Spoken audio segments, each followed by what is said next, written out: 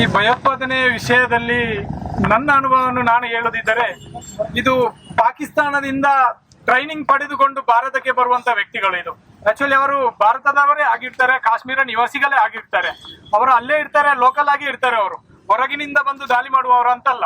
ಆದ್ರೆ ಅವರು ಟ್ರೈನಿಂಗ್ ಪಡೆದುಕೊಂಡು ಬರುತ್ತಿರೋದು ಪಾಕಿಸ್ತಾನದಿಂದ. ಪಾಕಿಸ್ತಾನ ಬಂದ ನಂತರ ಅವರಿಗೆ ಅಲ್ಲಿ ಕಾಶ್ಮೀರದಲ್ಲಿ ಅವರಿಗೆ ಬೇಕಾದ ಕಾರ್ಡ್, ಆಧಾರ್ ಕಾರ್ಡ್ ಸಿಗುತ್ತೆ, ಮತ್ತೆ ಅವರಿಗೆ ಬೇಕಾದಂತ ವೆಪನ್ಸ್ ಅವರಿಗೆ ಸಿಗುತ್ತೆ. ಅದನ್ನ ಇಟ್ಕೊಂಡು ಅವರಲ್ಲಿ ದಾಳಿ ಮಾಡ್ತಾರೆ.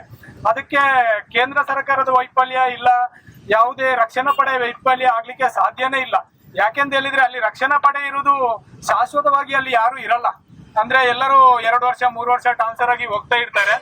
ಹಾಗೆ ಅವರು ನೇರ ಕೆಲವು ಬುದ್ಧಿಜೀವಿಗಳೆಲ್ಲ ಹೇಳ್ತಾರೆ ಅದು ರಕ್ಷಣಾ ವೈಫಲ್ಯ ಅಂತ. ಅದು ಸಾಧ್ಯನೇ ಇಲ್ಲ ರಕ್ಷಣಾ ವೈಫಲ್ಯ ಆಗ್ಲಿಕ್ಕೆ. ಯಾಕೆಂತ ಹೇಳಿದ್ರೆ ಅದಲ್ಲಿ ಲೋಕಲ್ ಜನ ಅವರು ಎದುರೆದುರೇ ಸಿಗ್ತಾರೆ. ಬಟ್ ಅವರ ಹತ್ರ ವೆಪನ್ ಇರುತ್ತೆ, ಯಾವಾಗ ಅವರು ದಾಳಿ ಮಾಡ್ತಾರೆ ಆಗ ಮಾತ್ರ ಅವರು ಭಯೋತ್ಪಾದಕರಾಗಿರ್ತಾರೆ. ಇಲ್ಲದಿದ್ದರೆ ಕಾಶ್ಮೀರದ ನಾಗರಿಕರೇ ಆಗಿರ್ತಾರೆ ಅವರು. ಅಂತದನ್ನೆಲ್ಲ ನಾವು ಯಾರ ಮೇಲೆಯೂ ಗೂಬೆ ಗುರಿಸುವಂತ ಪ್ರಯತ್ನ ಮಾಡಬಾರ್ದು. ಇಂತ ಒಂದು ಘಟನೆಗೆ ನಾವು ಏನ್ ಮಾಡ್ಬೇಕಂತ ಹೇಳಿದ್ರೆ, ಅಂತ ಒಂದು ದೇಶವನ್ನೇ ನಿರ್ನಾಮ ಮಾಡುವಂತ ಒಂದು ಕೆಲಸವನ್ನು ನಾವು ಮಾಡ್ಬೇಕು. ಯಾವ ದೇಶ ಭಯೋತ್ಪಾದನೆಗೆ ಬೆಂಬಲ ನೀಡುತ್ತೆ ಅಂತ ದೇಶವನ್ನೇ ನಿರ್ಮಾಣ ಮಾಡಿದ್ರೆ ಮಾತ್ರ ಈ ಭಯೋತ್ಪಾದನೆ ನಿರ್ನಾಮ ಆಗಲು ಸಾಧ್ಯವಿದೆ.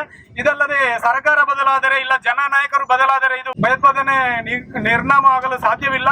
ಮತ್ತೊಂದು ಜನರ ಮನಸ್ಥಿತಿಯೂ ಬದಲಾಗಬೇಕು.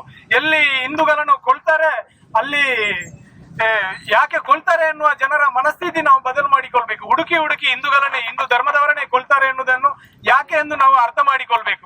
ಈಗ ಅದೇ ನಮ್ಮ ಅನಿಲಣ್ಣ ಹೇಳಿದಾಗೆ, ಈಗ ರಾಜಕೀಯ, ಧರ್ಮ, ಮತ ಯಾವುದೇ ಒಂದು ಪಂಗಡ ಇದ್ರೂ ಅದನ್ನು ಈಗ ಬದಿಗಿಟ್ಟು ನಮ್ಮ ಕೇಂದ್ರ ಸರ್ಕಾರದ ಬಲಿಷ್ಠ ನಾಯಕ ನರೇಂದ್ರ ಮೋದಿ ಅವರಿಗೆ ಈಗ ಭಯೋತ್ಪಾದನೆಯನ್ನು ಸಂಪೂರ್ಣ ನಿರ್ನಾಮ ಮಾಡಲು, ಅಂದ್ರೆ ಪಾಕಿಸ್ತಾನಕ್ಕೆ ದಾಳಿ ಮಾಡುವಂತದೇ, ಪಾಕಿಸ್ತಾನವನ್ನೇ ನಿರ್ನಾಮ ಮಾಡುವಂತ ಸೂಚನೆಯನ್ನು ಎಲ್ಲ ಪಕ್ಷಗಳು ಇಲ್ಲ ಎಲ್ಲ ನಾಯಕರುಗಳು ಸಹ ಅವರಿಗೆ ಆದೇಶ ನೀಡಬೇಕು.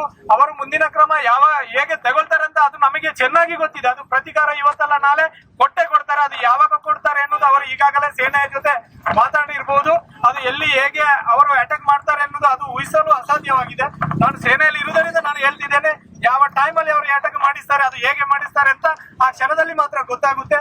ಹಾಗೆ ಅದನ್ನು ನಮ್ಮ ರಾಷ್ಟ್ರೀಯ ಹಿಂದೂ ಜಾಗರಣ ವೇದಿಕೆ ಖಂಡಿತವಾಗಿಯೂ ಈ ಹತ್ಯೆಯನ್ನು ಖಂಡಿಸುತ್ತೆ ಮತ್ತು ಸಾವಿಗೀಡಾದ ಪ್ರತಿಯೊಬ್ಬ ದೇಶವಾಸಿಗಳಿಗೂ ಸಂತಾಪವನ್ನು ಸೂಚಿಸುತ್ತದೆ ನಮ್ಮ ರಾಷ್ಟ್ರೀಯ ಹಿಂದೂ ಜಾಗರಣ ವೇದಿಕೆ.